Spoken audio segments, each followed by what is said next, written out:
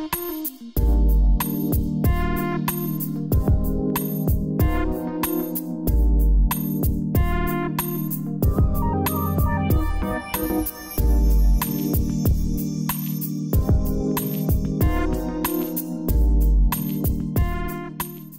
Evangelho que escreveu João, capítulo de número 6, nós vamos ler 8 versículos, do versículo 60 ao versículo 68.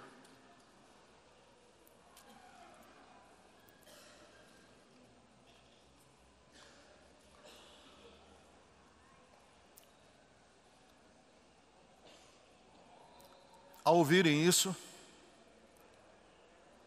muitos dos seus discípulos disseram: dura é essa palavra. Quem consegue ouvi-la? Sabendo no seu íntimo que seus discípulos estavam se queixando do que ouviram, Jesus lhes disse: isso escandaliza vocês? Que acontecerá se vocês virem o Filho do Homem subir para onde estava antes? O Espírito dá vida. A carne não produz nada que se aproveita. As palavras que eu lhes disse são Espírito e vida. Contudo, há alguns de vocês que não creem, pois Jesus sabia desde o princípio quais deles não criam e quem ia traí-lo.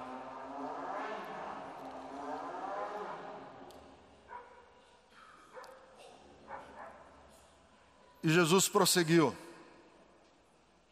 e por isso que eu lhes disse que ninguém pode vir a mim senão a não ser que seja dado pelo Pai.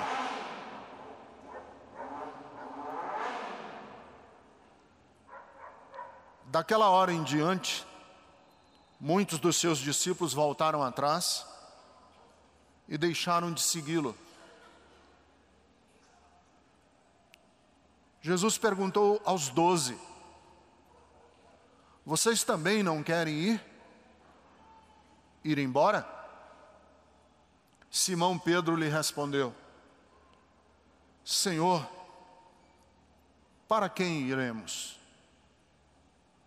Tu tens as palavras de vida eterna. Querido Deus, eu te peço que tu me des graça hoje pela manhã. A minha palavra não pode ser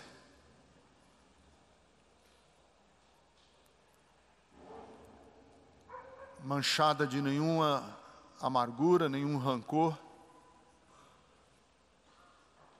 A minha palavra tem que ser doce, minha palavra tem que ser hospitaleira, porque eu quero falar as palavras do Espírito de Deus. Fala ao nosso coração, fala a Betesda, fala através da Betesda a esta geração, porque nós precisamos muito da tua graça, em o nome de Jesus. Amém. Eu diria que esse semestre na Betesda, ele tem sido marcado por movimentos de estabelecer novos marcos, novas pedras de alicerce para a nossa história como igreja.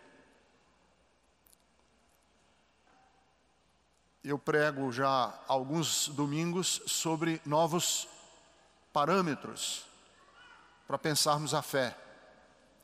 Já falamos sobre o medo de Deus, já falamos sobre destino, já falamos sobre inferno. Porque a Betesda mudou e mudou muito.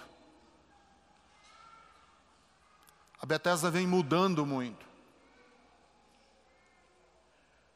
Nós fomos, não muito atrás, uma igreja evangélica Assembleia de Deus. Esse era o nosso nome. Mas nós mudamos, não cabíamos mais dentro da Assembleia de Deus. Ficamos apenas como Igreja Evangélica Bethesda. Mudamos de novo. Deixamos de ser uma Igreja Evangélica Bethesda para ser apenas Igreja Bethesda. Porque nós nos vemos como nômades. Bethesda é uma igreja nômade, peregrina. Nômade não de geografia, porque esse prédio aqui é nosso, compramos. Nós somos nômades de conceitos. A gente vem mudando. E o que aconteceu com a gente nessa nossa mudança é que o movimento evangélico, que de movimento não tem nada, ficou parado no tempo e no espaço. O movimento evangélico é um movimento cristalizado. É um movimento engessado. E assim, cada pequena mudança da Bethesda, abre-se um abismo em relação ao movimento evangélico. Porque o movimento evangélico parou. E por causa desses grandes abismos que se abriram com o movimento evangélico, alguns comentários são feitos a mim que me magoam muito, como pastor. Chegam aos meus ouvidos alguns comentários que eu fico muito triste. Alguns, em tom de brincadeira, dizem assim para mim: "Ô, meu pastor herege predileto." Eu não gosto de ser chamado de herege predileto de ninguém. Até porque corre aí uma história do meu bandido predileto aqui pelo Brasil e eu não gosto dessa analogia que é feita. Chegam comentários para mim do tipo: "Ricardo, eu vi no YouTube que fulano de tal chamou você de bundão. O que é que você acha disso?" Alguém me chamar de bundão e você me pergunta o que é que eu acho? Se eu responder, aí confirma o que ele achava. E algumas, me perdoe a palavra chula, mas é porque está na internet.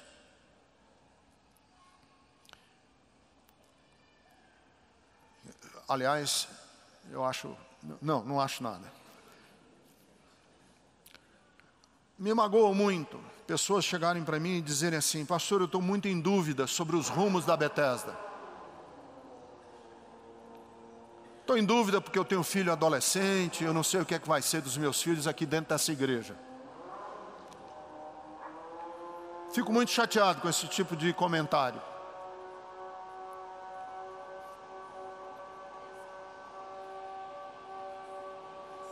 O cara fazer um negócio desse é dose, né? Acho que ele tem raiva da gente, só pode. Eu fico chateado quando alguém me pergunta, eu tenho dúvidas sobre os rumos da Bethesda por causa dos meus filhos, porque parece que a gente trata o ministério dessa igreja com irresponsabilidade. Eu já atravessei duas enormes, grandes dificuldades aqui na Bethesda como pastor. A primeira grande dificuldade que eu enfrentei foi quando eu preguei no Sermão do Monte, que Jesus nos ensinou no Sermão do Monte especificamente, não sou eu que estou dizendo, foi Jesus que disse, que a gente não deve orar nem por comida e nem por bebida, e nem por vestimenta.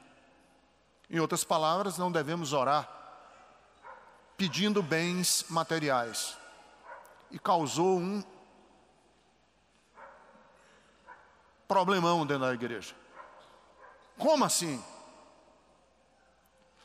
Porque eu disse na minha mensagem, e esse eu acho que foi o primeiro grande choque que a Bethesda teve. Eu disse na minha mensagem que se nós temos um Pai celestial que nos ama e nos quer bem, ninguém deve agir diante de Deus como um mendigo, com um prato na mão pedindo que Deus cuide da gente, porque senão Ele não cuida. Isso é uma visão distorcida de Deus. O segundo grande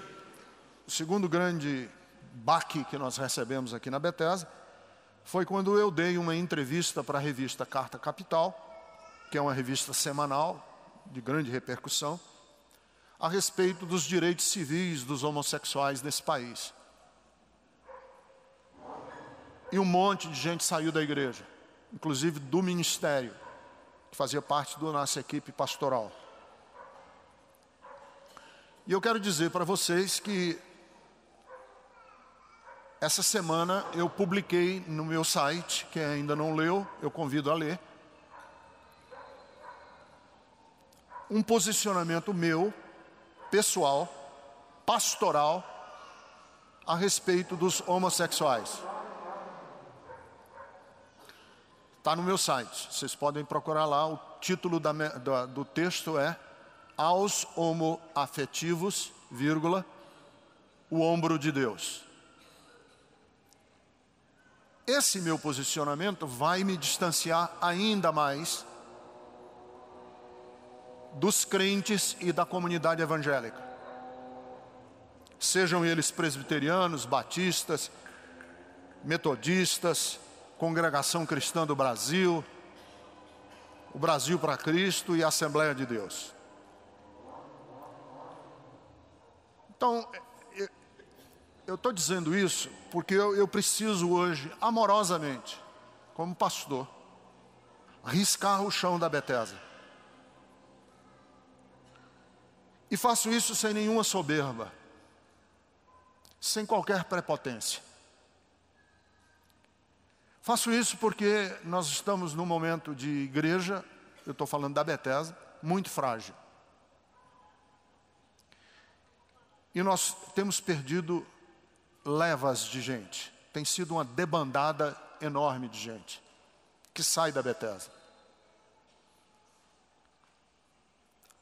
E cada um que sai da Bethesda destrói o meu coração, como pastor.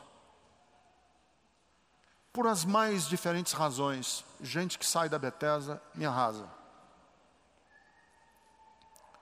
Mas eu não quero ninguém que fique aqui na Bethesda enganado. Eu não quero que ninguém fique aqui na Bethesda sem saber exatamente. Por isso que eu estou tentando riscar o chão em algumas coisas e venho pregando sistematicamente sobre essas questões. Mas eu também não posso mais viver como pastor com uma guilhotina sobre o meu pescoço. A guilhotina que fica sobre o meu pescoço, principalmente meu, porque eu levo muito pessoalmente essas questões, é ouvir frases desse tipo: ah, mas a continuar assim meus filhos vão se perder e a culpa é de vocês. Ah, mas o nosso pastor está sem rumo. Eu não posso mais conviver com uma igreja que sonega o dízimo. Não posso. De gente que está aqui e por conta dessas pequenas ou grandes, dependendo do ponto de vista seu, discordâncias, você há anos não dá senão um trocado para a igreja só para o descarrego da sua própria consciência. Um trocado. Vocês ficariam apavorados se vocês vissem o número de pessoas aqui nessa igreja, e eu não estou julgando, eu estou dizendo que é um reflexo, que não contribui com nada. Estão arrolados como membros, são membros da Bethesda e não contribuem com nada. Por que eu digo isso? Porque faz 6 anos que nós existimos como igreja para pagar conta, pagar juro de banco, correr atrás do prejuízo, ficar pedindo, contribuam para as pessoas que não contribuem. Eu não posso mais viver assim. Mas eu preciso ser franco. E repito, a minha franqueza não é para desprezar ninguém, porque nós não podemos correr o risco mais de perder ninguém. Porque eu não sou pastor de enxotar. Eu quero ser pastor que acolhe. Mas para isso eu preciso que a minha congregação e o meu povo não fique a usar pequenas desculpas para ir embora, para não contribuir, para não se envolver. É um entra e sai de gente na Bethesda que é uma coisa horrorosa. Pastor Mário e a pastora Thelma, que têm sido responsáveis por receber novos membros. Da última vez que nós recebemos membros aqui na Bethesda, o pastor Mário brincou comigo, em tom de brincadeira, mas sério. Ele falou: Ricardo, se todas as pessoas que nós recebemos como membro, nesses últimos 3 anos, estivessem na igreja, nós teríamos uma igreja de 10 mil pessoas.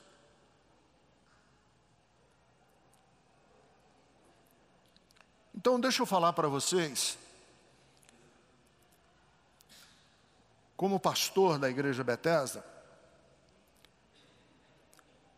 que eu quero, sim, deixar bastante claro quais são os marcos da igreja Bethesda. Mas para você saber quais são os marcos da igreja Bethesda, deixa eu dizer para você, antes, e principalmente aqueles que não vêm de uma tradição religiosa, o que eu identifico como minimamente, o que faz parte minimamente da cabeça, da cultura do movimento evangélico. O que identifica o movimento evangélico? Porque o movimento evangélico é um guarda-chuva tão grande, que tem tanta gente dentro, que a gente não sabe nem o que é. Mas existem dentro desse grande guarda-chuva, pelo menos, eu vou colocar hoje 5 elementos, que todo evangélico, seja ele da Renascer em Cristo, ou seja ele presbiteriano, concordam.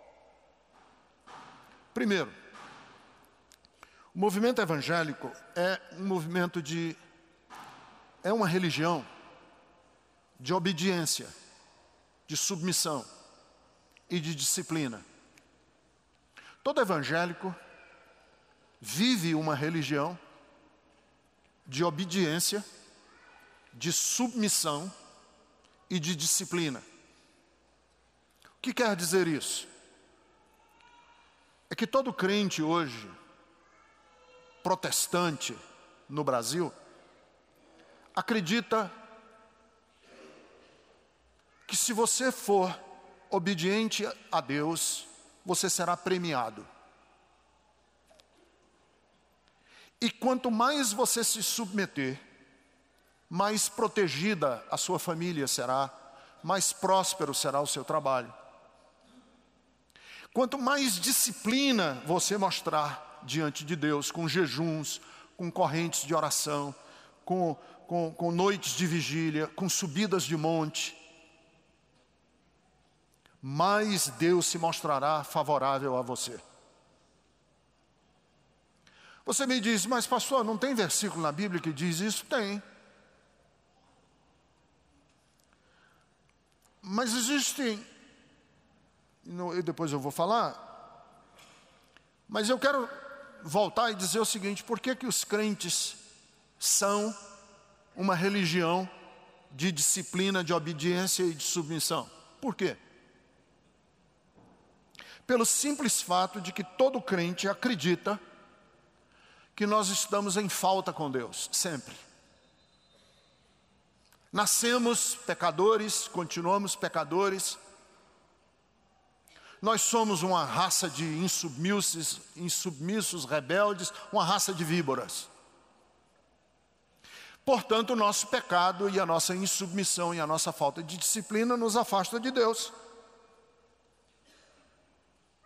E para trazer Deus para mais perto da gente, os pastores ensinam à igreja como ser obediente, como ser mais disciplinado, como obedecer mais os mandamentos. Porque se a gente fizer isso, a gente equilibra os braços da balança e Deus nos abençoa. Então eu diria, sem medo de errar, que o movimento evangélico é uma religião de condenação. Está todo mundo condenado e nós vamos nos empenhar como igreja para tirar você da quentura do inferno. E mais ainda, nós vamos nos empenhar para tirar não só vocês, mas um monte de outra gente que vai para o inferno e que está indo para o inferno todo dia, que vão queimar eternamente num lago de fogo e de enxofre. E são bilhões de pessoas. Como dizem os calvinistas, é só um grupinho bem pequeno, os eleitos que vão para o céu. Então, o que é o movimento evangélico? O movimento evangélico é uma religião que ensina as pessoas a aquietarem Deus, a subornarem Deus, a ganharem Deus e a conquistarem o favor de Deus. Segundo, o movimento evangélico é uma religião de poder, de milagre e de resposta de oração.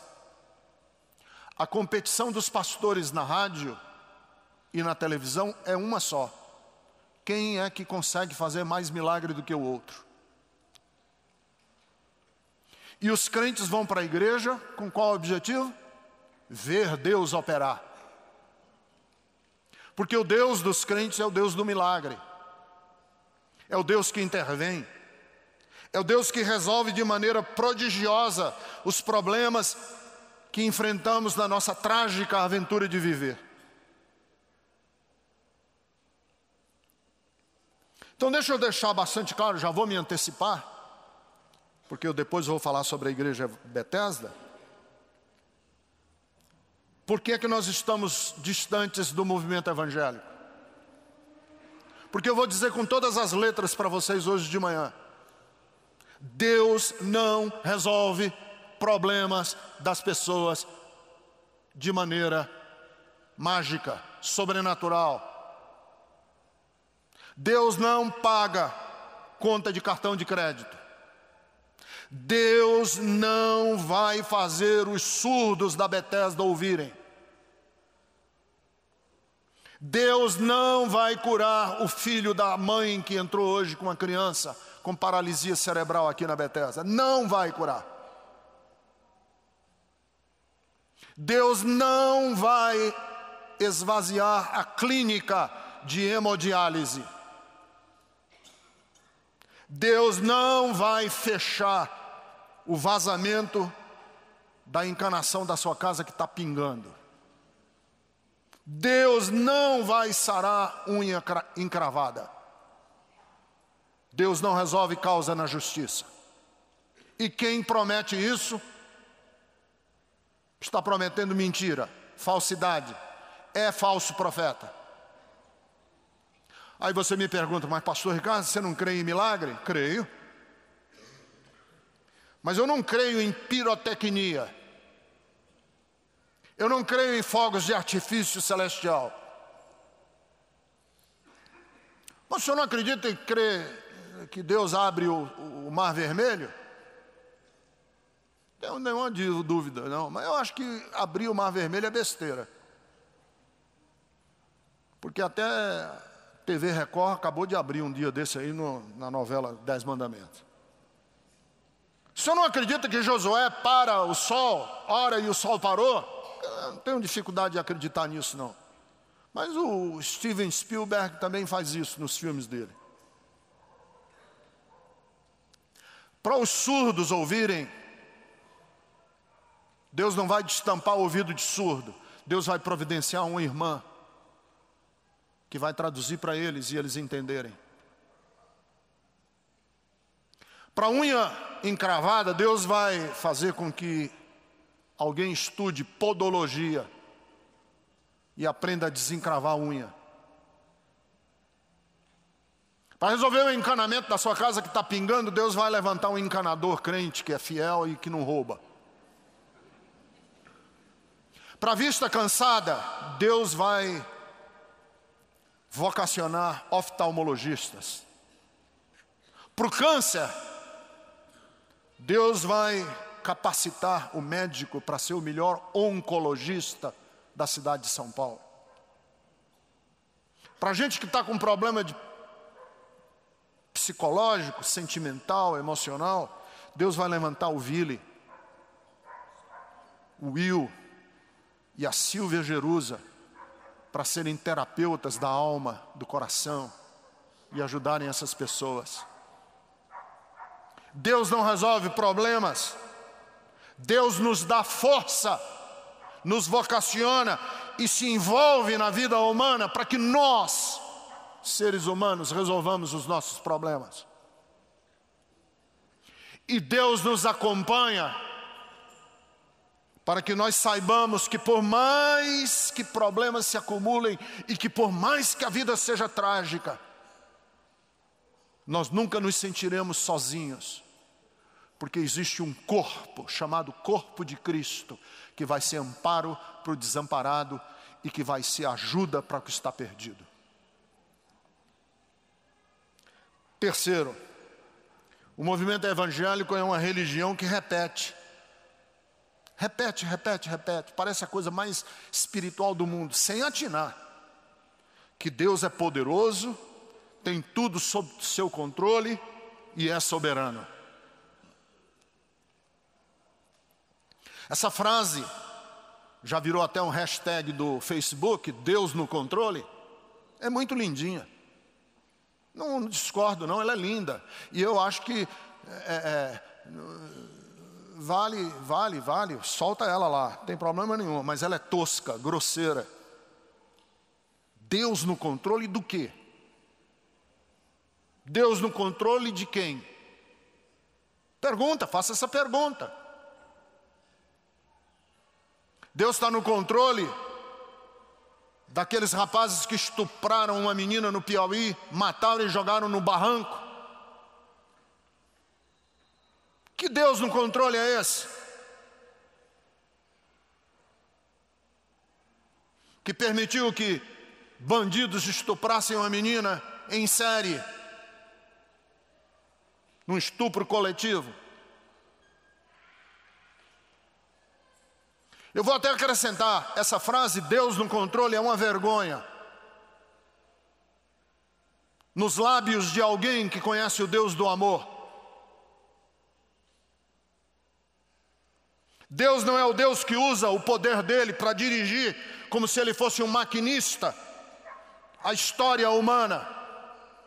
Deus não é o Deus que se vale da prerrogativa de ser onipotente para gerenciar ou olhar passivamente o mal sendo praticado, os genocídios, as injustiças, as discriminações. Um desses dias um crente, desses bem piedoso, bem crentão, escreveu para mim assim: pastor Ricardo, você fica dizendo que Deus não é soberano? Eu creio que Deus é soberano, mas que Ele dá o livre-arbítrio. Eu não respondi porque a pessoa estava querendo me agredir. Mas eu pensei na hora, será que esse irmão não atina que eu dizer que Deus tem tudo sob o seu controle, mas que Ele deu o livre-arbítrio, tem uma incoerência interna na frase que é incontornável? Ora, se Deus tem tudo sob o seu controle e eu tenho livre-arbítrio, então o meu livre-arbítrio não está no controle dele, porque se meu arbítrio está debaixo do controle dele, ele não é livre. Precisa ser inteligente, basta ter um mínimo de bom senso. Você diz assim: mas pastor Ricardo, não tem texto na Bíblia que Deus controla tudo? Tem, claro que tem. Eu só quero que você também admita que tem também versículos na Bíblia em que Deus não controla. E por não controlar, e por Deus não ter tudo sob o seu controle, é que Deus levantou profetas para tentar trazer de volta o povo que era rebelde. Existem textos na Bíblia que Deus se revela com poder? Claro. Mas eu quero que você também admita que Deus, em muitas passagens da Bíblia, não tem poder. Ele é vítima. Ele é vítima quando ele se compara com o marido traído no livro do profeta Oséias. Ele é vítima quando ele é o pai abandonado pelo filho pródigo que sai de casa e deixa o coração do velho arrebentado em casa. Mas não existe textos na Bíblia em que Deus é um Deus enfurecido e que despeja o cálice da sua ira sobre a humanidade? Tem. Mas existem outros textos em que Deus é gentil, manso, agradável, amigo, companheiro, compassivo, humilde de coração. Então eu, Ricardo Gondim, entre poder e gentileza, escolho a gentileza de Deus. Eu, Ricardo Gondim, entre a justiça e o cálice da ira e o abraço misericordioso do Pai, escolho o abraço misericordioso do Pai. Entre a condenação eterna e o perdão universal, eu, Ricardo Gondim, escolho o perdão universal. Entre a rigidez de um Deus rígido, implacável, e um Deus eternamente benigno e amoroso, eu escolho o Deus eternamente benigno e amoroso. E não me chame de herege por causa disso. Quarto, o movimento evangélico é uma religião que tenta explicar o mal com o diabo. Nós tentamos explicar o mal com o diabo e os seus demônios. Vocês já notaram que para crente o diabo é responsável por tudo? O diabo faz tudo. O diabo faz chover na hora que não devia. Eu estava numa cruzada evangelística uma vez, até o nome cruzada evangelística é horroroso. Tinha pregar em Manaus, na Amazônia, que chove todo dia. E quando ia começar o culto, armou uma tempestade, mas uma tempestade, um céuzão de chuva. Aí eu falei para o pastor que estava do lado assim, eu digo, caramba, logo no dia que a gente ia pregar hoje aqui na praça pública. Aí ele olhou para mim e disse, já ouviu falar no diabo? O diabo tem liberdade de pintar e bordar. Ele anda solta, roda a terra. E aí a gente explica tudo com o diabo. O marido abandonou a mulher, foi o diabo. A empresa faliu, isso tem o diabo no meio. Eu gosto muito de comer uma picanha gordurosa, isso é coisa do diabo. E doce, do diabo. Mas o problema da gente culpar tudo o diabo, que o diabo também acaba sendo responsável pelas coisas boas. Por exemplo, o cara ficou rico pra caramba, abandonou a igreja. Isso foi o diabo que deu riqueza para ele abandonar a igreja. Nossa, essa mulher é muito bonita. Isso é o diabo para ela ser sensual. Tudo é o diabo. Só que a gente não percebe que quando o Novo Testamento vai falar das forças demoníacas, nunca fala de forças extra-vida. Fala de forças dentro da vida. O anticristo é um ser humano. O anticristo não é um marciano, não é um demônio. Quando a Bíblia fala de anticristo, está falando de gente que é contra Cristo. Quando a Bíblia fala de besta, não está falando de uma besta mística ou mítica. A Bíblia está falando de uma instituição. Quando a Bíblia fala de Babilônia, no livro do Apocalipse, está falando de um sistema humano de compra e venda. E o texto diz assim, tão perverso, que compra e vende inclusive a alma dos homens. E o movimento evangélico é uma religião de mistérios. Eu acho interessante que crente gosta tudo de colocar na conta do mistério. Porque a gente nunca sabe o porquê das coisas. João morreu num assalto. Foi assaltado. O bandido puxou o revólver e matou ele com um tiro no peito. Ah, pastor Ricardo, não vamos chorar não, porque a gente nunca sabe quais são os propósitos de Deus. Como assim? Matar o João e deixar a mãe dele arrebentada em casa, a esposa viúva, 2 filhinhos órfãos de pai, e a gente deve dizer o seguinte: Deus sabe o que faz, e não compete a nós perguntarmos, porque isso é um mistério? Eu prefiro dizer o contrário, que Deus sabe sim,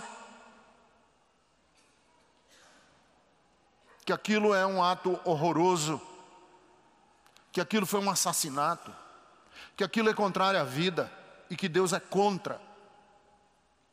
E se coloca ao lado da vítima e chora com a família, ao invés de estar placidamente no céu, dizendo assim: eu não vou dizer para você por que eu estou fazendo isso. Desses dias eu entrei aqui na igreja, e eu vou contar porque ele não é daqui, um pastor de uma outra comunidade, de uma outra cidade. A esposa estava grávida, de gêmeos. Nasceram as 2 crianças. Uma saudável e a outra com síndrome de Down. E ele falou assim para mim, aqui, pertinho dessa guarita de entrada aqui do lado: Ricardo, eu fico me perguntando o que é que Deus está querendo fazer comigo. Deus fazer com você? Primeiro, é uma arrogância enorme sua, achar que Deus vai colocar uma criança com síndrome de Down para fazer alguma coisa com você. Isso é o máximo da arrogância e da soberba, que você é tão especial que Deus vai colocar uma criança com síndrome de Down para você aprender alguma coisa. Por que a jovem foi estuprada lá no Piauí? Ah, não compete a nós sabermos esses mistérios. São mistérios de Deus. O que é que Deus está querendo fazer? Ninguém sabe. Porque Ele é um tapeceiro que está lá no céu, tecendo o tapete, e a gente só vê daqui o lado avesso do tapete. A gente só vê os nós do tapete, e o tapete do lado de lá está bonito. Essa teologia eu não quero. Não gosto dela e não vou nunca querê-la. Diante desses 5 perfis que compõem o mundo evangélico, deixa eu dizer quais são os rumos que a Igreja Bethesda quer tomar. Primeiro, nós queremos ser, a Igreja Bethesda quer, e se você concorda, irmão, querido, nós precisamos muito, desesperadamente, de gente que ande com a gente. Mas se você não concorda, eu peço em nome de Jesus que você não use de desculpas esfarrapadas, tipo, achei uma igreja mais perto da minha casa, ou o pastor da minha igreja não é cearense, canhoto e nem corintiano, e eu vou para lá. Por isso que eu estou dizendo com todas as letras. Primeiro, nós queremos ser uma comunidade cristã que valoriza mais a compaixão do que a teologia. Simples. O que é a Bethesda, pastor Ricardo? A igreja Bethesda é uma igreja que quer valorizar a compaixão mais do que a teologia. Nesse texto que eu escrevi sobre os homossexuais, os homoafetivos, eu procurei mostrar que diante da realidade que tantos gays, tantas lésbicas e tantos transgêneros enfrentam, não sobrou para mim, como homem, como pastor, senão o caminho da compaixão. Você diz, mas eu não consigo, na minha cabeça. Não tem problema. Porque eu não quero entrar na lógica da guerra dos versículos. Você me mostra um versículo aqui, eu mostro outro daqui, eu te provo que esse aqui não está bem traduzido, você me prova que esse aqui não foi bem usado. Eu não quero usar essa lógica, não vou entrar por essa lógica. Eu opto, é uma opção do meu coração, o caminho da compaixão. E o texto, pastor Ricardo, o que a gente faz com a Bíblia? Pois deixa eu dizer para você, para mim a compaixão vale mais do que qualquer texto. Mas eu tenho um versículo da Bíblia para lhe mostrar. Como, por exemplo, uma mulher essa semana disse para mim assim: eu tenho um versículo da Bíblia para lhe mostrar em Romanos, que os efeminados vão para o inferno. Aí eu digo, eu também tenho um versículo na Bíblia que diz que as mulheres fiquem caladas e não fale isso para o pastor e fale para o marido dentro de casa.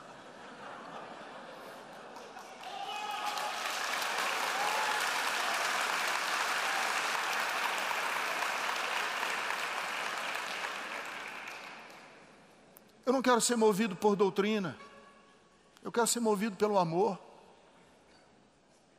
Eu não quero ser movido por catecismo, eu quero ser movido pela solidariedade. Eu não quero ser movido pela defesa da ortodoxia, eu quero ser movido pelo reconhecimento da dignidade de cada pessoa, como cidadão, como irmão, como gente. Eu não tenho como justificar um pai que manda o filho embora de casa,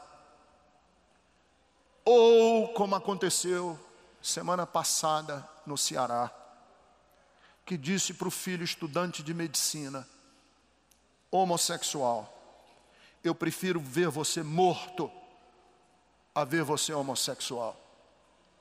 E o menino subiu no 20º andar de um prédio e se jogou. Eu não tenho como justificar esse pai, principalmente quando eu soube que a família evangélica no velório estava dizendo assim: graças a Deus, que se cumpriu o que a gente queria que acontecesse com ele. Se você tem essa postura, me desculpe, meu irmão, nós somos de religiões diferentes.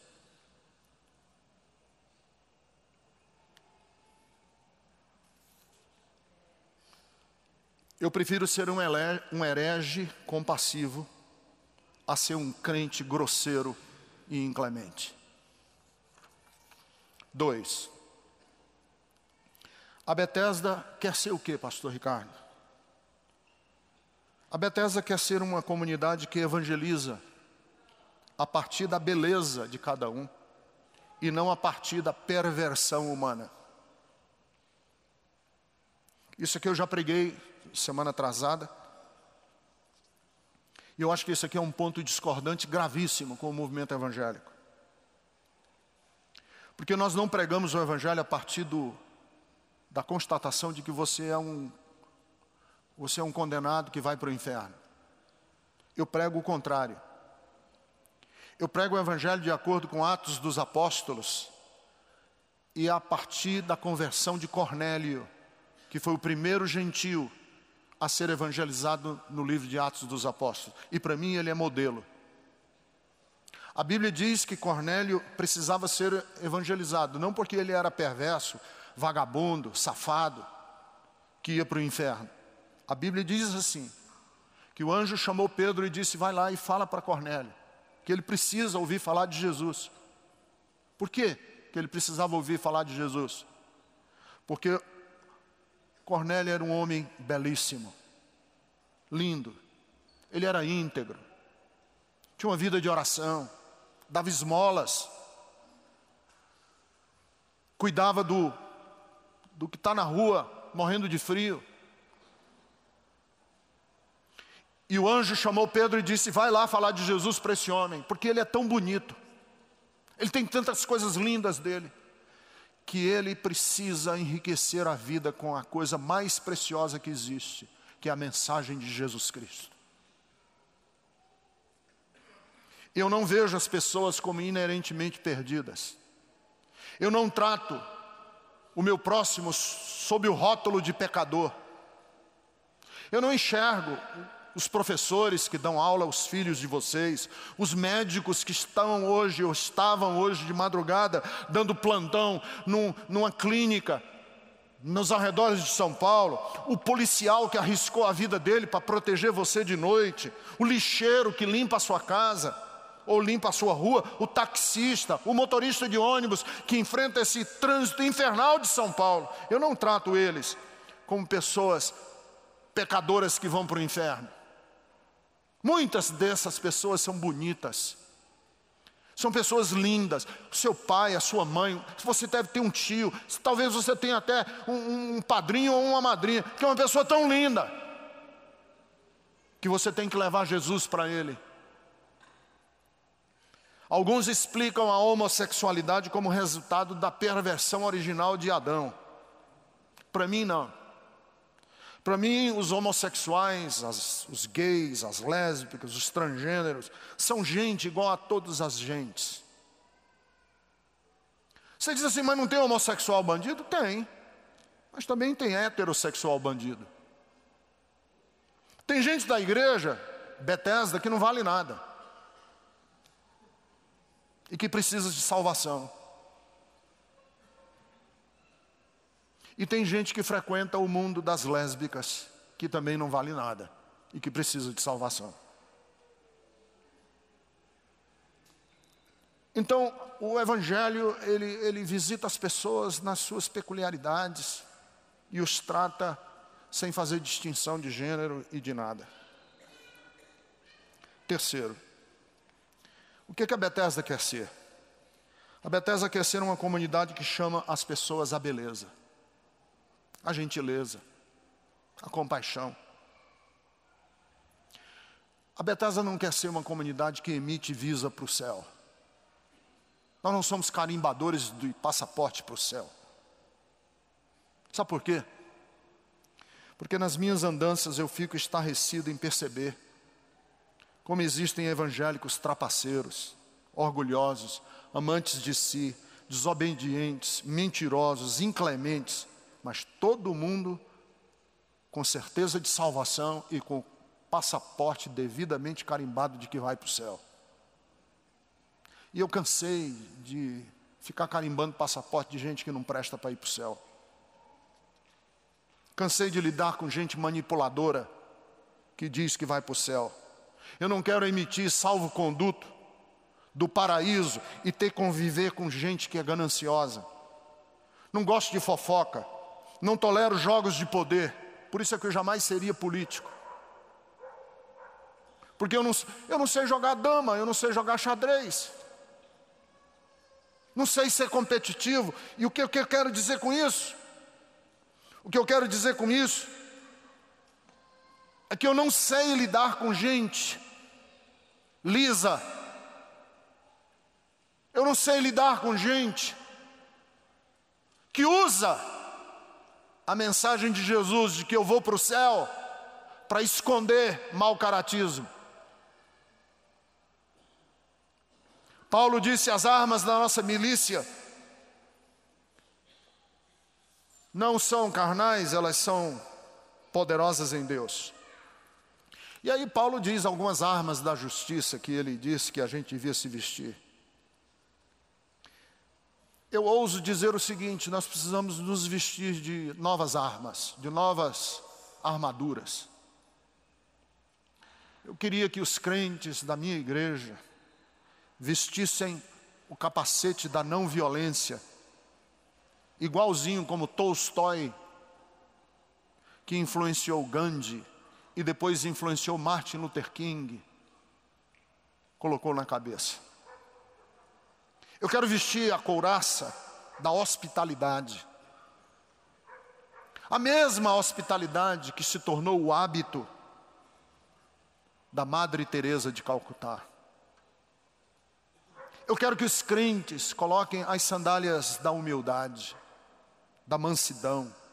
A mesma sandália que calçou os pés de Nelson Mandela e curou uma nação que estava ferida pelo preconceito e pelo racismo. Eu quero que o nosso escudo seja o escudo da integridade, de uma vida ética, E que a nossa espada seja a espada não da letra, porque a letra mata, mas seja a espada do Espírito, porque o Espírito traz vida. Eu queria tanto que a minha comunidade fosse uma comunidade bondosa, benigna, de homens e mulheres que inspiram outros, não pela sua defesa ardorosa de conceitos, mas pela compaixão, pela gentileza com que vivem a vida. Por isso eu quero que a Bethesda seja uma comunidade que não deseja ser mais abençoada, mas eu quero uma igreja que seja mais comprometida com tudo aquilo que diz respeito ao coração de Deus. Eu já narrei essa história, mas faz muitos anos que eu não conto. Há muitos anos, em 1986, eu fui para um congresso em Amsterdã. Era um congresso de pastores, 15 mil pastores. E o grupo de brasileiros saiu para andar pelas ruas de Amsterdã. E eu nunca tinha visto o que vi em Amsterdã, prostitutas em vitrine. Lá em Amsterdã, as prostitutas, o bairro da prostituição, a zona vermelha, da luz vermelha, as prostitutas ficam dentro de vitrines. E nós éramos uns 8 ou 9 pastores, andamos pelas ruas de Amsterdã, topamos com o bairro da prostituição, chocante, uma aberração ver mulheres em roupas mínimas, sentadas em cadeiras, algumas sentadas num banquinho, outras se mostrando. E aí os homens, como se estivessem fazendo compras em um shopping, escolhem qual a mulher que quer ir e entra para ter sexo pago. E na nossa andança nós vimos uma jovem bonita, mas com aspecto mulato. Era uma mulata, era uma mulher de descendência negra. E um dos pastores disse: eu acho que essa mulher é brasileira. Quer ver? E aí fez um gesto assim e tal. E ela respondeu. E criou-se uma piadinha no grupo com a mulher que estava lá dentro. Piadinha entre os pastores, piadinha pastoral. Eu estava arrasado.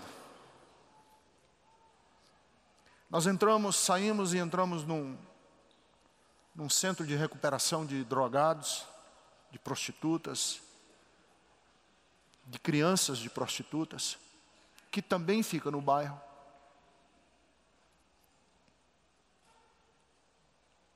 E quando nós entramos, na entrada, no hall de entrada, tinha uma placa de bronze, que tinha a seguinte frase escrita, em inglês: Let your heart be broken with the things that break the heart of God.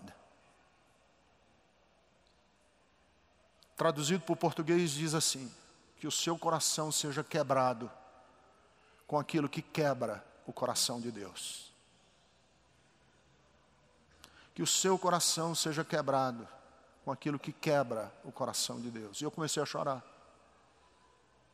Porque naquela hora eu pensei assim: a sorte daquela mulher negra que está ali virou piadinha entre nós.